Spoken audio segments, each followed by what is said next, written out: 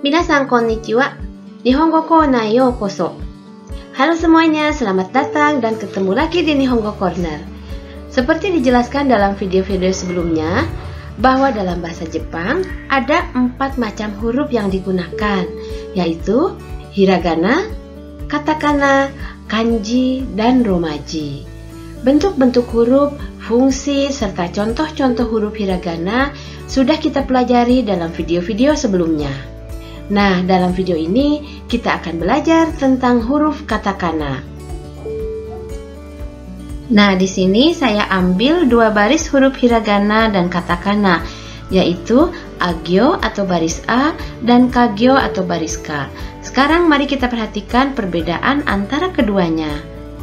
Apakah bisa melihat perbedaan karakter huruf hiragana dan katakana?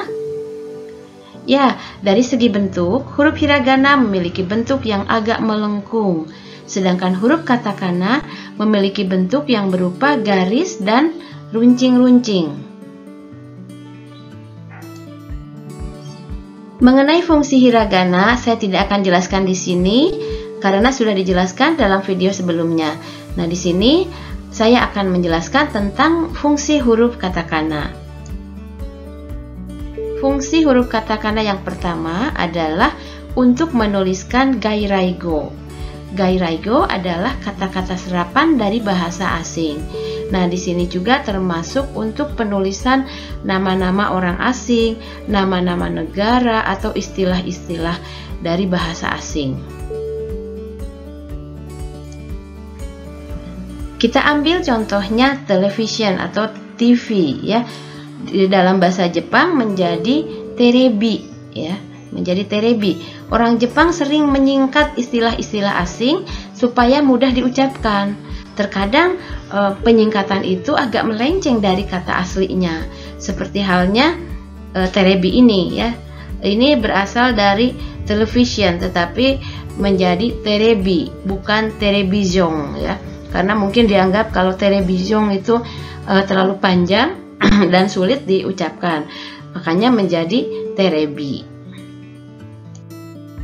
Nah, contoh lain adalah supermarket menjadi supa ya. Padahal seharusnya kalau melihat kata aslinya kan supamaketo ya. Tapi karena ini dianggap terlalu panjang dan sulit diucapkan, maka dipakailah istilah supa. Padahal kalau kita kembalikan ke aslinya, supa kan berarti super ya. Jadi agak menyimpang dari makna aslinya. Penulisan kosakata asing atau gairaigo ini biasanya berdasarkan pada pelafalan dalam bahasa aslinya atau bahasa asalnya yang disesuaikan dengan pelafalan bahasa Jepang. Misalnya kosakata ini communication ya. Di dalam bahasa Jepang menjadi communication ya. Selain penulisan hurufnya, juga ditentukan di mana diletakkan bunyi panjang ya. Jadi penempatan bunyi panjang berdasarkan bagaimana orang Jepang menangkap bunyi aslinya sehingga mereka merasa perlu menempatkan bunyi panjang. Ini sebuah contoh yang saya lihat ya, seperti halnya kosakata ini Garuda ya. Padahal kita sebagai penutur asli mengucapkan Garuda biasa saja, tidak memakai bentuk panjang. Tetapi entah kenapa orang menyebut maskapai Garuda ini dengan pelafalan Garuda. Jadi bisa kita prediksi bahwa orang Jepang membuat tulisan katakana berdasarkan apa yang mereka dengar dan mereka tangkap. Mungkin orang Jepang merasa pada lafal ru perlu dipanjangkan sehingga menjadi Garuda. Itu tadi sedikit yang saya singgung tentang penulisan gairaigo. Selanjutnya, mari kita kembali ke fungsi katakana. Fungsi katakana selain untuk menuliskan istilah asing atau gairaigo, juga dipakai untuk menuliskan kata-kata yang berupa penegasan dalam kalimat. Meskipun sesungguhnya itu adalah kosakata bahasa Jepang, tetapi seringkali dituliskan dalam katakana kalau penulis bermaksud menegaskan atau memberi penekanan pada kata tersebut. Nah, selain 2 hal tadi, fungsi katakana juga untuk menuliskan onomatope ya, atau menirukan bunyi dalam bahasa Jepang banyak sekali onomatope ya. Untuk menyatakan sebuah gerakan biasanya diberi tambahan berupa gambaran gerakan tersebut atau gambaran bunyi tersebut.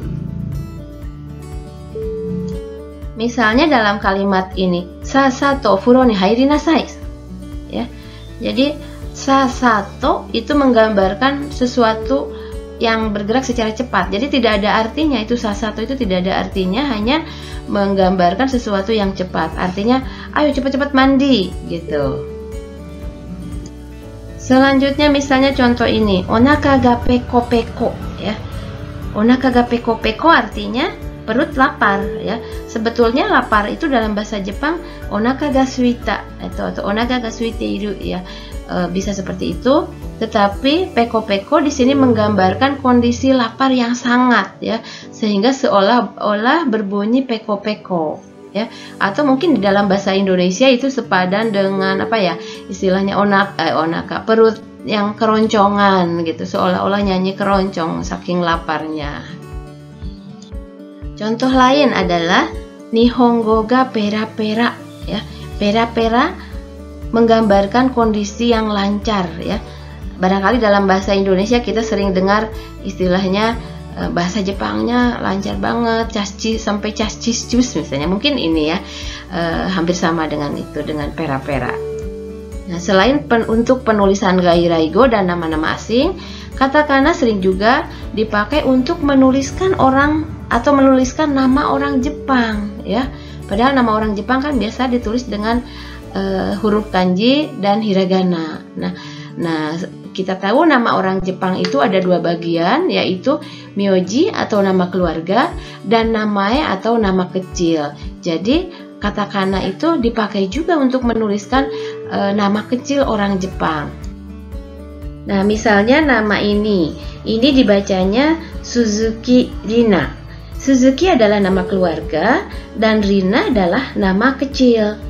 Nah, zaman dulu nama-nama perempuan Jepang menggunakan nama-nama yang betul-betul prototipenya Jepang, seperti ada akhiran ko di akhir namanya, Hanako, Masako, Yukiko, Yuriko dan sebagainya. Ada juga yang berakhirannya mi ya, yang mengandung unsur kanji berupa keindahan, Masami, Mayumi misalnya seperti itu. Tetapi tren sekarang banyak orang Jepang yang menggunakan katakana untuk nama kecilnya supaya mungkin ya lebih terkesan global atau lebih terkesan up to date, terkesan fashionable seperti itu. Jadi tidak heran kalau penamaan orang Jepang juga akhir-akhir ini banyak yang menggunakan huruf katakana, padahal mereka asli orang Jepang, bukan half atau yang keturunan ya. Nah, demikian tadi fungsi huruf katakana. Dan selanjutnya, mari kita perhatikan satu persatu huruf-huruf katakana. A, ka, sa, ta, na, ha, ma, ya, ra, wa, n. A, i, u, e, o. Ka, ki, ku, ke, ko. Sa, shi, su, se, so. Ta, chi, tsu, te, to. Na, ni, nu, ne, no. Ha, hi, fu, he, ho. Ma, mi, mu, me, mo. Ya, yu, yo. Ra, ri, ru, re, ro. Wa, o, n. A,アイスクリーム、アイスティー、アイロン。インフルエンザ、イラスト。インフラ。Windows。ウイルス。ウイスキー。エアコン。エンジン。エスカレーター。オイル。オレンジ。オムレツ。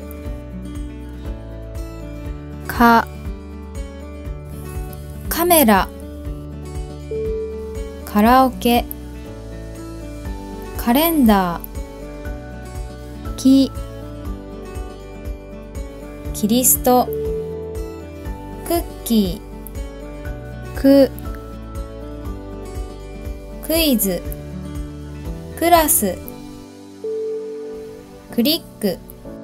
ケーブル。ケーキ。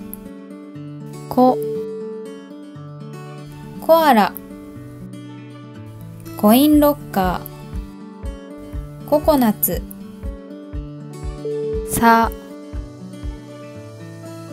ッカー。サングラス。サラダ。シール。シルク。システム。スケジュール。スパゲッティ。スプーン。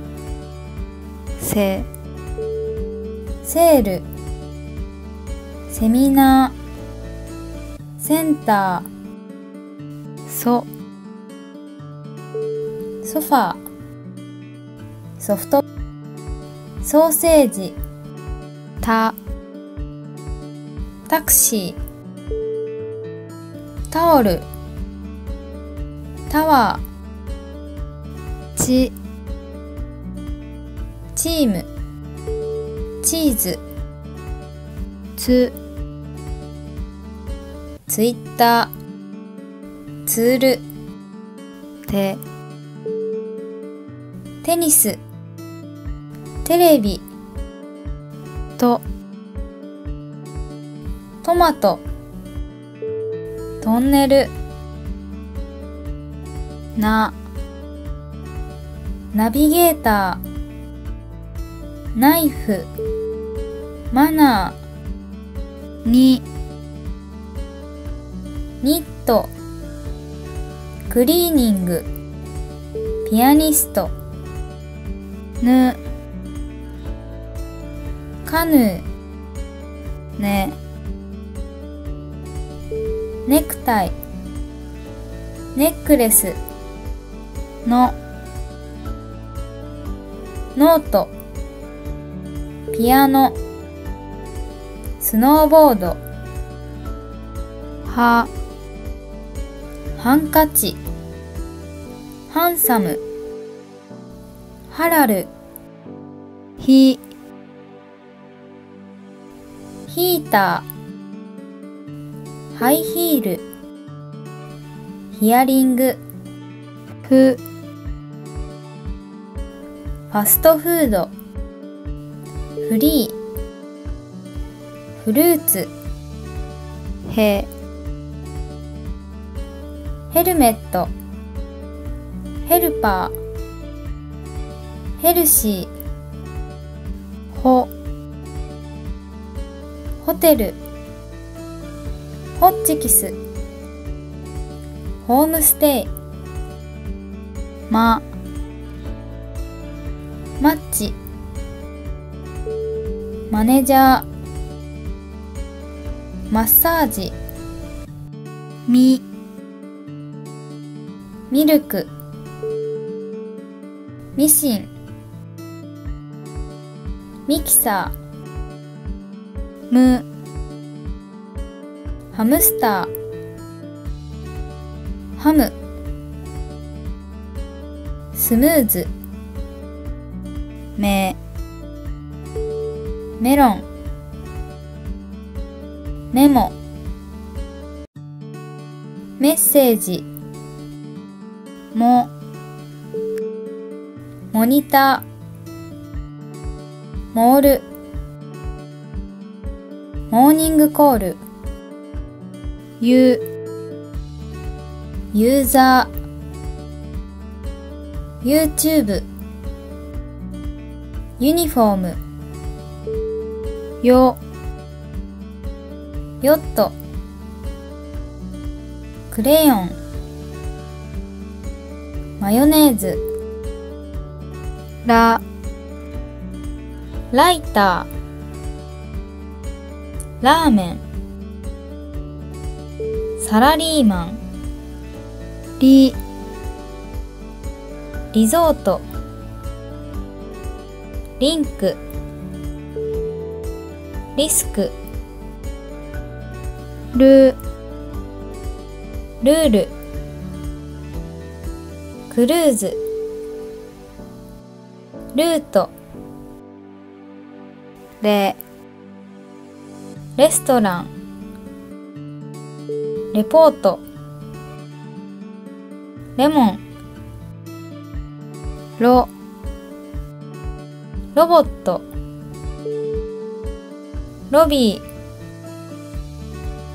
ロケーション、パワー、パスワード、ワイン、アンテナ、シングル。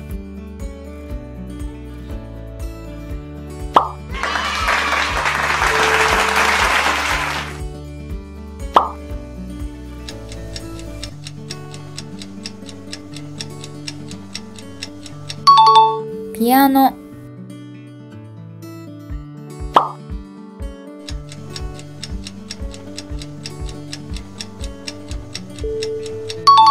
ネクタイ、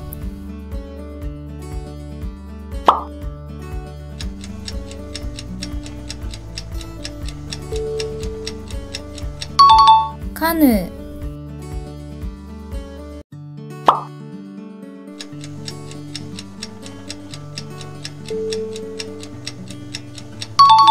ピアニスト、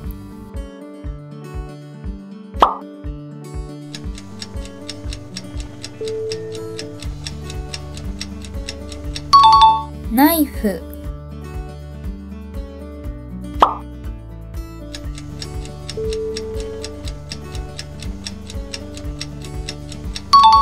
トマト、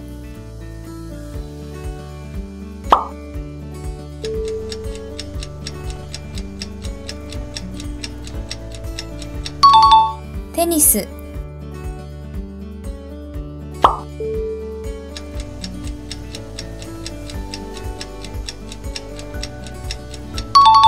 ツール、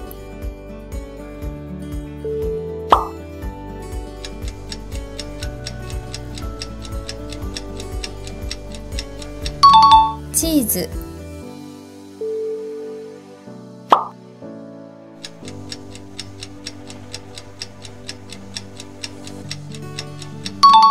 タオル、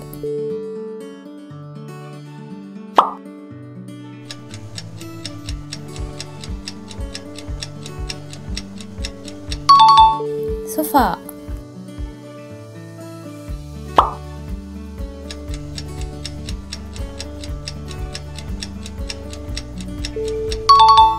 センチ、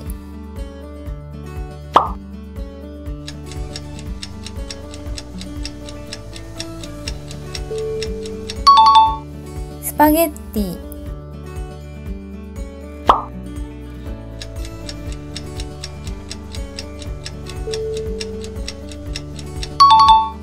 システム、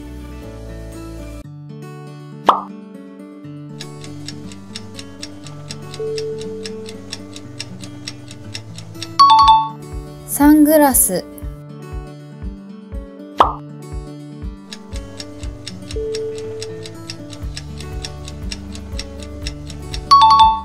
コアラ、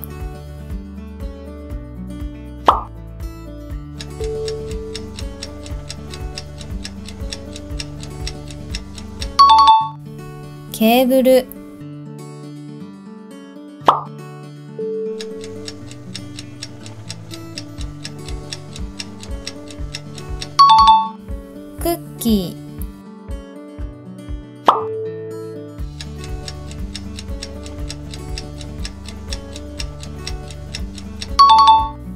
クリック、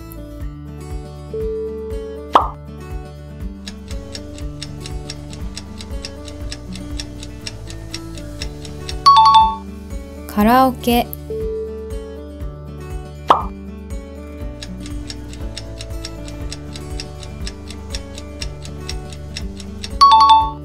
オレンジ、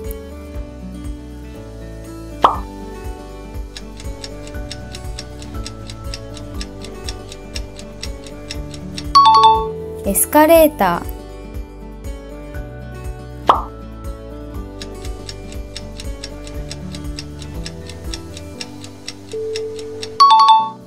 Windows、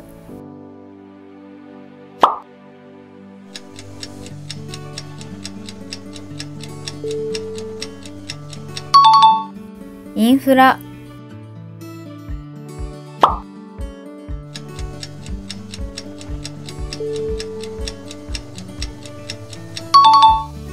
アイロン、